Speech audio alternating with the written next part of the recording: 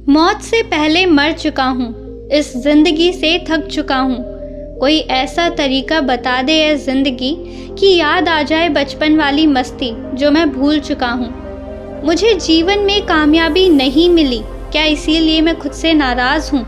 या फिर मैं पैसा नहीं कमा पाया, या फिर मुझे अपना प्यार नहीं मिला?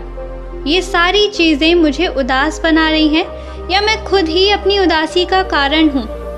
अक्सर इंसान अपनी उदासी के लिए हमेशा दूसरी चीज़ों को दोष देता रहता है, लेकिन ज़रा सोचिए कि मैंने क्या खोया, क्या पाया। ये सब एक तरफ और मेरी उदासी एक तरफ। क्या इन दोनों बातों में संबंध है? क्या मेरी उदासी का कारण मुझे समझ में आता है? शायद मेरे कहने से आपको ये बात समझ में ना आए, लेकिन आज की जो बोध कहानी मैं आपको सुनाने जा रही हूँ, उसे सुनने के बाद आपको खुद ब खुद पता चल जाएगा कि आपकी उदासी का कारण आप स्वयं हैं, ना कि कोई वस्तु, कोई लक्ष्य या कोई हार या कुछ खोना। ये सारी चीज़ें जीवन का एक हिस्सा होती हैं, इसके बिना जीवन अधूरा होता है। लेकिन हम अपनी अज्ञानतावश अक्सर अपनी उदासी का कारण इन्हीं चीज़ों को मान लेते हैं और हमेशा उदास रहने लगते हैं। इस बोध कहानी में आपको ऐसे वैज्ञानिक तरीके पता चलेंगे जो आपकी उदासी को जड़ से उखाड़ फेंकेंगे, और उसके बाद बचपन की वो मस्ती जिसे हम भूल चुके हैं वो फिर से हमारे जीवन में लौट आएगी।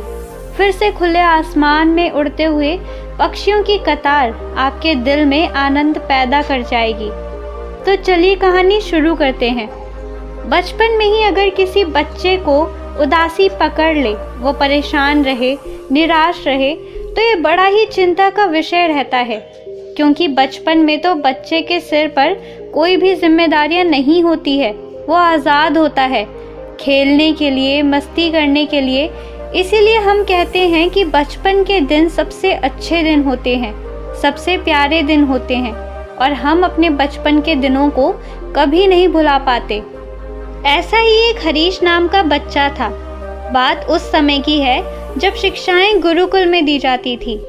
आज दुनिया जितनी आधुनिक है, उस समय उतनी ही आध्यात्मिक हुआ करती थी। ज्ञान के तरीके भी वही हुआ करते थे जो जीवन को एक नया रूप दे, जीवन में एक नई मस्ती पैदा करे। लेकिन 10 वर्ष की आयु में जहां आम बच्चे बहुत ही आनंद और मस्ती से रहते थे, वहीं ये बच्चा बहुत ही निराश और उदास रहता था। अक्सर वो अकेला ही बैठा रहता था। सबको लगता था कि ये अकेलेपन का शिकार है। किसी मजाक पर उसे कोई हंसी नहीं आती थी। जब उस बच्चे के माता पिता अपने बच्चे की यह हालत देखते तो उन्हें अंदर ही अंदर बहुत दुख होता। उनकी आत्मा रोने लगती कि हमारा बच्चा अभी से इतना दुखी रहता है तो आगे चलकर तो ये जी भी नहीं पाएगा, इसका जीना मुश्किल हो जाएगा, कैसे अपनी ज़िंदगी को पूरी तरह से जिएगा। इसीलिए जब बहुत समझाने पर भी उन्हें अपने बेटे पर कोई असर नहीं नज़र आया, तो उन्होंने निश्चय किया कि वो अपने बच्चे को गुरुकुल में भेज देंगे। अपने इकलौते बच्चे को अपने से दूर भेजना किसी भी माँ बाप के लिए बहुत दुख का कारण होता है। उनके मन को भी बहुत पीड़ा पहुँची, लेकिन उसके सुनहरे भविष्य के लिए, उसकी उदासी को दूर करने के लिए उन्हें ये कदम उठाना पड़ा। और एक दिन दोनों माता पिता अपने बच्चे को लेकर एक गुरुकुल में पहुंच जाते हैं। जब वो वहां पहुंचे तो दोपहर का समय था। सभी बच्चे अपना अपना काम करने में लगे हुए थे। कोई गायों को चारा डाल रहा था तो कोई दूसरे बच्चों के लिए भोजन तैयार कर रहा था। सभी बच्चे गुरुकुल के काम मिलजुल कर रहे थे। उनका गुरु उन्हें निर्देश दे रहा था कि किस प्रकार और किस काम को पहले करना है। गुरुकुल की शिक्षाएं अक्सर ऐसे ही हुआ करती थी। गुरुकुल में बच्चों को आत्मनिर्भर बनाने की कला सिखाई जाती थी। इसीलिए गुरुकुल के ज़्यादातर काम बच्चे आपस में ही मिल बांटकर किया करते थे, और यही व्यवस्था उनके जीवन की सीख बन जाती थी। बाकी समय में उनके गुरु उन्हें ध्यान की शिक्षाएं दिया करते थे। जीवन के अंधकार को मिटाकर रोशनी की तरफ कैसे बढ़ा जाए, यही उस गुरुकुल में सिखाया जाता था। और ये शिक्षाएं केवल उपदेश के माध्यम से नहीं होती थी, बल्कि इनके लिए वैज्ञानिक पद्धतियां बनी हुई थी, जिसका अभ्यास करते हुए गुरुकुल में शिक्षा ग्रहण करने वाले बच्चे उन शिक्षाओं को अनुभव भी कर पाते थे।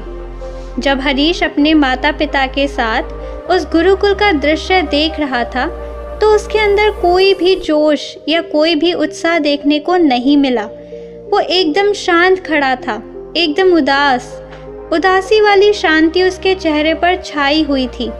उसके अंदर कोई जिज्ञासा नहीं थी कि वो उस गुरुकुल में शिक्षा ग्रहण करे। और दूसरी तरफ उसके माता पिता ने जब बच्चों को अनेक प्रकार के काम करते देखा, तो उन्हें भी लगा कि यहाँ पर तो बच्चों से काम करवाया जाता है, शिक्षाएं कहाँ दी जाती हैं। अगर हम अपने बच्चे को गुरुकुल में डाल दें, तो ये गुरु तो इससे पूरे आश्रम का काम करवाएगा। उसकी उदासी कैसे दूर होगी, उसे शिक्षा कैसे मिलेगी, उसका भविष्य कैसे सुधरेगा। ऐसे ही अनेक प्रकार के सवाल उनके मन में उठ रहे थे। आखिर में जब गुरु उनसे मिलने के लिए पहुंचा, तो हरीश के माता पिता ने उनसे पूछा कि हे गुरुदेव, ये बच्चे तो अभी इतने छोटे हैं और आप इनसे आश्रम का काम करवा रहे हैं। आपको इन्हें शिक्षाएं देनी चाहिए, इनको पढ़ाना चाहिए, लेकिन आप तो इन्हें दूसरे कामों में लगा दे रहे हैं। इससे इन्हें शिक्षाएं कैसे मिलेगी? ये सुनकर गुरु ने मुस्कुराते हुए कहा कि यही तो इंसान गलती करता है। वो केवल पढ़ना चाहता है, वो केवल शिक्षाएं ग्रहण करना चाहता है, वो केवल किताबी ज्ञान चाहता है, लेकिन उस किताबी ज्ञान को संसार में कैसे उपयोग करना है, ये उन्हें कोई नहीं बताता। इसी वजह से संसार में अधिकतर लोग धन तो कमा लेते हैं, लेकिन जीवन जीने की कला नहीं सीख पाते। जीवन जीने का तरीका उन्हें सिखाया ही नहीं गया, तो भला उन्हें कैसे पता होगा कि जो धन उन्होंने कमाया है उससे अपने जीवन को बेहतर कैसे बनाया जाए। इसके बाद गुरु ने कहा कि यहाँ जो शिक्षाएं मैं अपने बच्चों को देता हूँ, वो शिक्षाएं केवल काम के प्रति नहीं होती है। मैं सिर्फ उनसे काम नहीं करवाता, बल्कि मैंने उनके लिए अलग अलग चरण बना रखे हैं। प्रथम चरण में मैं उन्हें किताबी ज्ञान देता हूँ। उसके बाद उसी ज्ञान का उसकी दैनिक दिनचर्या में उपयोग भी करवाता हूँ, ताकि वो ज्ञान सिर्फ किताबी ज्ञान ना रह जाए, बल्कि वो अनुभव के तौर पर उसके अंदर उतर जाए। यही मेरा शिक्षा देने का तरीका है, और इसी तरह मैं अपने बच्चों को अपना ज्ञान बेहतर तरीके से दे पाता हूँ। जब उस गुरु ने हरीश के चेहरे की तरफ देखा, तो उन्होंने पाया कि वो अपने ख्यालों में डूबा हुआ है और उसका ध्यान उनकी बातचीत पर बिल्कुल भी नहीं था। ये देखकर गुरु तुरंत ही समझ गए कि ये बच्चा अपनी ही दुनिया में खोया रहता है। उसकी समस्या समझते हुए गुरु ने उसके माता पिता से कहा कि आपका बेटा अपनी ही दुनिया में खोया रहता है। अक्सर ये उदास रहता होगा, दुनिया से कटा रहता होगा, दूसरे बच्चों से इसकी दोस्ती नहीं होगी, ये अकेलेपन में ही रहना पसंद करता होगा। ये जो भी बातें गुरु ने बताई थी, ये एकदम सत्य थी।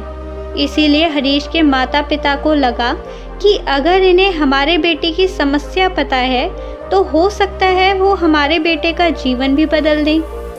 और इसी वजह से वो अपने बेटे को गुरुकुल में रखने के लिए तैयार हो जाते हैं। लेकिन जाने से पहले वो उस गुरु से एक सवाल पूछते हैं। वो कहते हैं कि हे गुरुदेव, जो आप इन्हें किताबी ज्ञान देते हैं, जो शिक्षाएं देते हैं, वो क्या होती हैं? वो किस विषय पर निर्भर होती है? आप ये बताने की कृपा करेंगे? मुस्कुराते हुए इसका जवाब देते हुए गुरु ने कहा कि मैं अपनी अधिकतर शिक्षाएं इंसानी मन और इंसानी मस्तिष्क से संबंधित रखता हूँ, क्योंकि सभी समस्याएं और सभी समाधान इन्हीं से उत्पन्न होते हैं। इसीलिए अगर बाहर की दुनिया को सुधारना है, तो सबसे पहले हमें हमारी भीतर की दुनिया को बदलना होगा। सबसे पहला चरण जो मैं अपने बच्चों को सिखाता हूँ, वो होता है कि अपनी ख्याली दुनिया से कैसे बाहर आया जाए। अक्सर लोग अपनी ख्याली दुनिया में ही जीते रहते हैं। उनके विचार नाना प्रकार के विषयों में भटकते रहते हैं। इसीलिए सबसे पहले उनके मन को ख्यालों से खींचकर वर्तमान में लेकर आना है, यहाँ पर उपस्थित करना है। और एक बार जब आपका मन उपस्थित होना सीख जाता है तो उसको कुछ भी सिखाना कठिन नहीं रह जाता। अब आप इस मन में कोई भी चीज़, कोई भी बात, कोई भी ज्ञान बड़ी आसानी से डाल सकते हैं। इसके लिए मैं अपने सभी बच्चों को, जो पुराने हैं उन्हें भी और जो नए आते हैं उन्हें भी, हर बार एक ही उपदेश देता हूँ। वो उपदेश मैं आपको बताता हूँ। इसके बाद गुरु ने कहना शुरू किया कि अक्सर इंसान का ख्यालों में जाने का एक ही कारण होता है और एक ही कारण उसकी उदासी का होता है, उसकी निराशा का होता है। वो कारण क्या है? मैं ये नहीं कहूँगा कि इसका कारण आपके विचार हैं या आपका मन है। वो तो आपके काबू में है ही नहीं, उस पर तो आपका कोई वश ही नहीं है। क्या आप अपने आने वाले विचारों को रोक सकते हैं? क्या आप उन्हें बदल सकते हैं? आप उसे हरगिज़ नहीं बदल सकते। आप कितनी भी कोशिश कर लें, आप ऊपर से कितनी भी कोशिश कर लें, लेकिन आप अपने मन को नहीं बदल पाएंगे जब तक कि आप अपने मन को बदलने का ज्ञान नहीं सीख लेते। जब भी कोई बच्चा या कोई बड़ा कोई भी खेल खेलता है, अपना पसीना बहाता है, तो उसके सारे ख्याल मिट जाते हैं, सारे विचार शून्य हो जाते हैं और उसके अंदर एक आनंद की लहर दौड़ जाती है। भले ही वो बच्चा कितना भी उदास क्यों ना रहता हो, कितना ही निराश क्यों ना रहता हो, कितना ही अकेलेपन में क्यों ना रहता हो, लेकिन जब उसके शरीर से पसीना निकलता है, मतलब जब वो मेहनत करता है, तो उसका अकेलापन, उसकी उदासी कुछ पलों के लिए तो दूर हो ही जाती है। ये तो हम सभी महसूस कर पाते हैं। लेकिन ऐसा होता कैसे है? इसके पीछे विज्ञान क्या है? जब भी कोई आदमी मेहनत करता है, पसीना बहाता है, तो उसकी सांसें तेज़ तेज़ चलने लगती हैं। मतलब उसकी सांसें जल्दी जल्दी बाहर और अंदर आने जाने लगती हैं। जब सांस अंदर जाती है तो हम कहते हैं कि ऑक्सीजन अंदर जा रही है, और जब सांस बाहर आती है तो हम कहेंगे कि कार्बन डाइऑक्साइड बाहर आती है। अब जब मेहनत करने वाले इंसान की सांसें तेज़ी से चलने लगती हैं तो साधारण रूप से ज़्यादा ऑक्सीजन उसके अंदर जाती है और ज़्यादा कार्बन डाइऑक्साइड बाहर आती है। इसीलिए जब हमारे खून में ऑक्सीजन की मात्रा, या कहें कि शुद्ध हवा का स्तर हमारे खून में बढ़ने लगता है, तो हमें आनंद की प्राप्ति होती है। हम ख्यालों से लौटकर वर्तमान में वापस आने लगते हैं। इसके साथ दूसरी प्रक्रिया भी हो रही है, मतलब गंदी हवा या कहें कि कार्बन डाइऑक्साइड हमारे खून से बाहर जा रही है और शुद्ध हवा हमारे अंदर जा रही है। और जितनी ज़्यादा मात्रा में शुद्ध हवा हमारे फेफड़ों में भरेगी, हमारे खून में भरेगी, उतने ही आनंद को हमारा मस्तिष्क महसूस करेगा। इसीलिए सबसे पहली और सबसे ज़रूरी सीढ़ी होती है कि अपने खून के अंदर, अपने फेफड़ों के अंदर शुद्ध हवा ज़्यादा से ज़्यादा भरनी और गंदी हवा ज़्यादा से ज़्यादा बाहर निकालनी। और इसके लिए मैं अपने शिष्यों को कोई खेल नहीं खिलाता, उन्हें भगाता दौड़ाता नहीं हूँ। उन्हें बिठाकर प्रतिदिन रोज़ सुबह 2 घंटे उस प्रकार के योग अभ्यास कराता हूँ जो सांसों से जुड़े होते हैं। इसीलिए जब कोई भी इंसान नित्य रूप से अपने शरीर के अंदर ऑक्सीजन की मात्रा बढ़ाने का प्रयास करता रहता है, ये प्रयास योगाभ्यास से भी हो सकते हैं या फिर ये किसी खेल के माध्यम से भी हो सकते हैं या नाच गाने से भी हो सकते हैं, तो वो इंसान आनंद की तरफ अपना पहला कदम बढ़ाता है और यही कदम उसके ध्यान की सबसे पहली सीढ़ी बनता है। ये उपदेश खत्म करने के बाद गुरु ने हरीश के माता पिता से कहा कि आप हरीश को 3 महीने के लिए मेरे पास यहीं गुरुकुल में छोड़ दें और 3 महीने बाद आप खुद अपने बेटे में बदलाव महसूस कर पाएंगे। ये सुनकर हरीश के माता पिता उस गुरु को प्रणाम करके और हरीश को उनके पास छोड़कर वापस चले जाते हैं। जब वो 3 महीने बाद वापस वहाँ पर आते हैं तो उनकी आंखें खुली की खुली रह जाती हैं वो हरीश जो हमेशा उदासी में रहता था, हमेशा अकेलेपन में रहता था, कभी कोई काम नहीं करता था, आज वो एक गाय को नहलाने में लगा हुआ था और वो भी अपने मित्रों के साथ हंस हंस कर बातें भी कर रहा था। यह दृश्य देखकर हरीश के माता पिता के मन में बहुत संतोष पहुंचा। उन्हें बहुत खुशी मिली और उन्होंने गुरु को प्रणाम करते हुए कहा कि हे गुरुदेव, ये वैज्ञानिक प्रणाली जो आपने बताई है, ये समस्त मानव जाति का जीवन परिवर्तित कर सकती है। ये विधि केवल बच्चों के लिए ही नहीं, अपितु समस्त मानव जाति के लिए भी है। इन 3 महीनों में हमने भी आपके बताए अनुसार इन विधियों का पालन किया और हमारे अंदर भी हमने एक अभूतपूर्व बदलाव महसूस किया। हम धन्य हो गए आपसे ज्ञान लेकर। इसके बाद उन्होंने गुरु को प्रणाम किया और अपने बेटे को लेकर अपने घर की तरफ रवाना हो गए और पीछे से गुरु अपने शिष्य को जाते हुए देखता रहा। तो दोस्तों, कैसी लगी आपको ये कहानी कमेंट सेशन में ज़रूर बताएं। अगर वीडियो अच्छी लगी हो तो वीडियो को लाइक और चैनल को सब्सक्राइब करना ना भूलें। मिलते हैं अगली कहानी में, तब तक के लिए आप अपना ख्याल रखें।